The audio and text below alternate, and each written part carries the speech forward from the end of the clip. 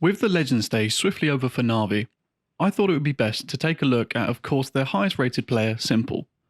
Now, you probably think that's all the intro you need for this, but it's not. Because it turns out B1T was the highest player of the team instead.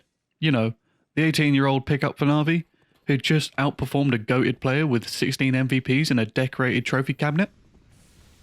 Here we can see his player card I whipped up stating his HLTV rating of 1.44 and an impact of 1.43 during the Legend stage. This is the highest of all players in the Legend stage right now, which almost has all of the top 20 from last year in it. What? He's 18! Okay, I gotta move on. Let's remember that for the Legend stage, Navi only needed to play 4 maps to make it to the playoffs because they didn't feel like losing. But any team and player in this stage could have performed like this. With a KD of 1.74, aided with his 0.77 kills per round stat, he's almost falling off of the performance bars in the HLTV stats page. Spouting out all these numbers just doesn't feel right while writing this video. Here is a comparison to the other top players in the major right now. That's enough of the stats. Let's actually go through some of his games and discuss what I liked about his Legend stage performance and some interesting decisions that help him perform so well. I'm going to start on his quieter games on Nuke and Ancient, and I'll end with the most interesting ones. Here we begin with Nuke. B1T will often be found on the T side throwing a variation of this utility set. Smoking off vents / mini, nading the door off and mollying mini, or he saves the molly for back vents on A takes. This is a simple smoke that can allow you to lurk out to Squeaky and peek heaven if Hut doesn't kill you. In this round, he throws this utility set and remains lobby while all of his teammates have worked outside down towards B. He eventually late lurks out of A lobby and finds a kill on Plopsky, with no one from NIP deciding to push lobby while Navi are down secret. He is free to get those players on A, rotating down vent and stabbing them in the back. The way he positions himself in lobby as well is very good, because if he gets pushed from trophy, they have to go much deeper into lobby to eventually face B1T, and it will be more likely that B1T would get the kill as opposed to the aggressing CT. Navi liked to use B1T as this lurking factor, letting him play by himself and get the kills on other parts of the map while they work other areas. But I want to highlight his individual form as well on Nuke. On round 9 against NIP, we can see Navi's attempt at taking ramp control, which they do get but at the cost of some casualties. Eventually, Navi decide to then pressure off lobby and drop down vent to B, hopefully catching Device off guard on B site in a bad position. Well, B1T finds his way out Squeaky and picks up a kill on Res on the A site, dropping down vent and immediately finding Device as well.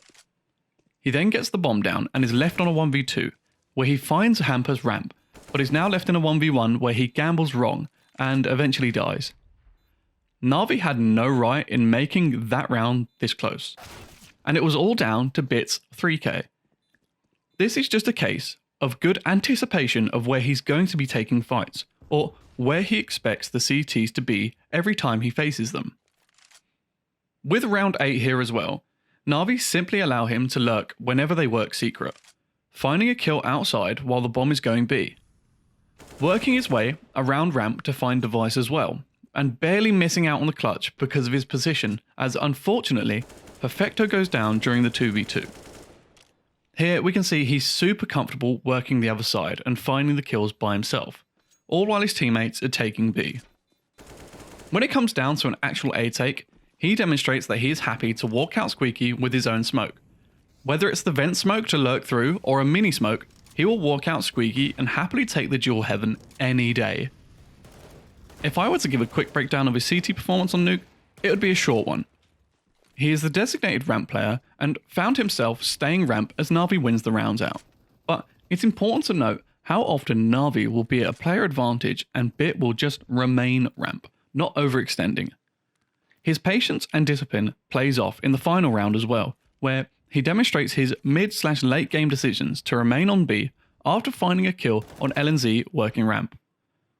Opting to play safe on the B site afterwards, waiting there for more information on other parts of the map from his teammates, where he works his way into a great position in rafters if NIP were to vent drop, and that's exactly what they do, and he sweeps up the final 2 kills on the site.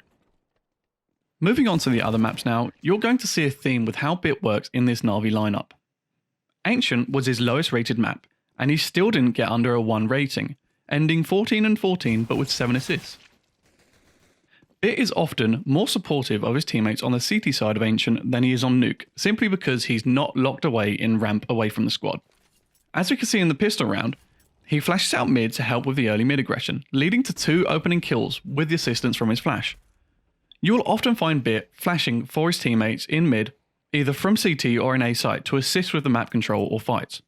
In round 11 against Heroic, we can see an example of flashing mid while he's on A. And while he's on A, he's often left alone. He has to be very careful with making his presence known, rotating off the site. Here we can see that as B gets worked, he does his best to watch his back when cheating towards B, which actually ends up in a kill with him retreating to Donut. Bit is very good at doing this on the CT side, with it often happening multiple times a game. Often finding one before getting traded, he will often soften up more Ts on the take as we see on the following round. Bit is keeping s1mple protected from any site issues, getting smoked out and pushing out to fight for the site. Finding one while making his way to CT before getting traded, but as you can see, he does good damage. Navi again are just happy to leave him by himself on the site, working it with his utility, remaining patient, not letting himself get caught off guard like many players would at the age of 18 against these kinds of opponents. Bit is left with almost the same duty on his T side on Ancient as well, staying and holding A plus mid until Navi will call him over, often mollying halls and clearing close. If Navi wants to enter A, Bit will often be the one to lead the charge, more often than not getting traded as opposed to getting the entry. When he's not entering the A site against Heroic, he often found himself out late middle, getting a pick towards CT or Donut, but regarding his performance, a lot of it was taking A late and dying, or having nothing to do at all as Navi win the round out on B side. Somehow my clown ass forgot about this 4K that he got. That made up for the clutch that he bottled earlier against Copenhagen Flames.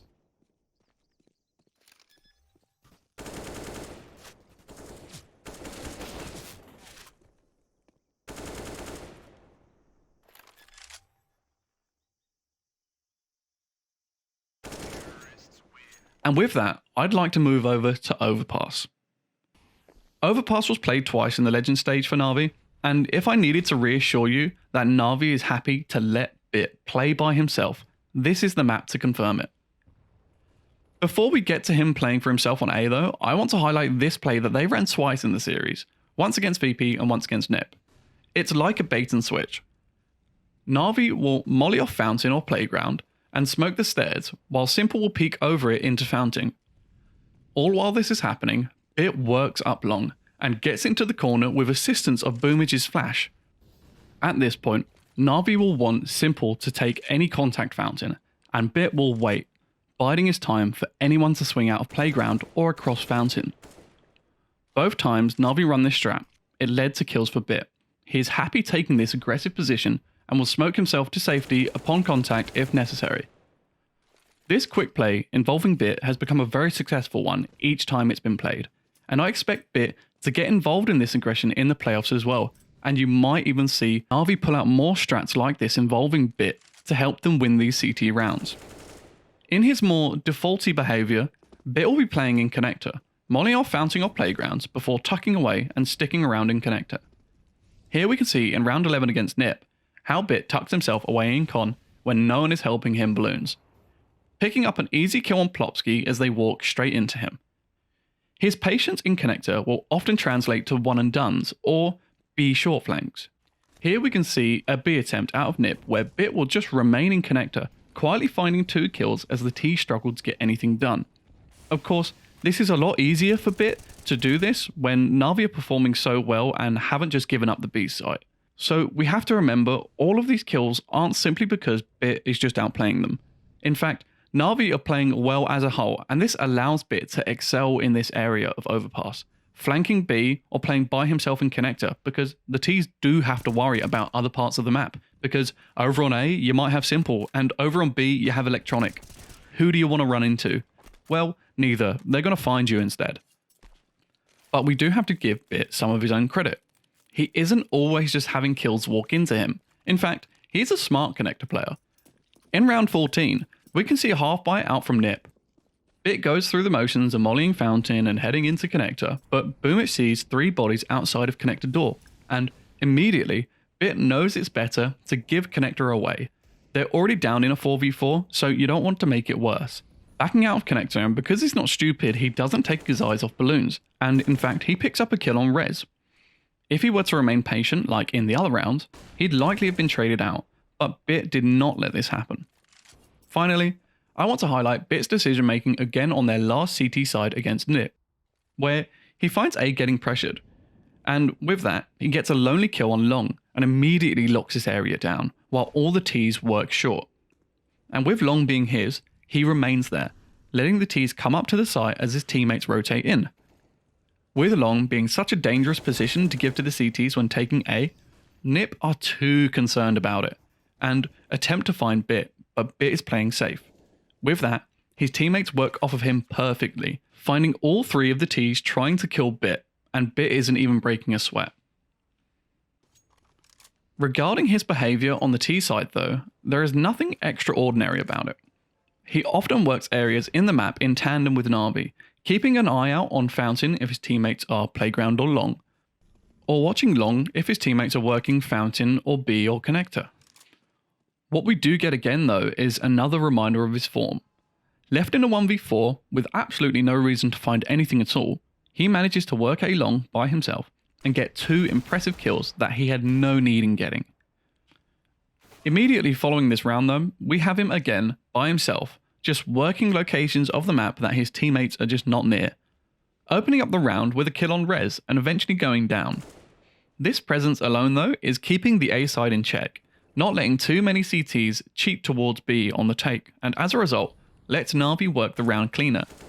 Hampus gets stuck and is unable to trade out Plopsky, being locked out of B short, allowing Navi to execute on the site and eventually win the round out purely by numbers alone. Bit, on a team with some of the best performers all throughout the year, decided he didn't want to be outshone on the stage, and is proving to be a key performer of Navi when required. It's going to be very exciting to see if they can work on all cylinders in the playoffs. Subscribe in preparation for future major analysis when it's over, and like it if you enjoyed some experimental graphics and this style of breakdown analysis. Catch you on the flip side, future pros.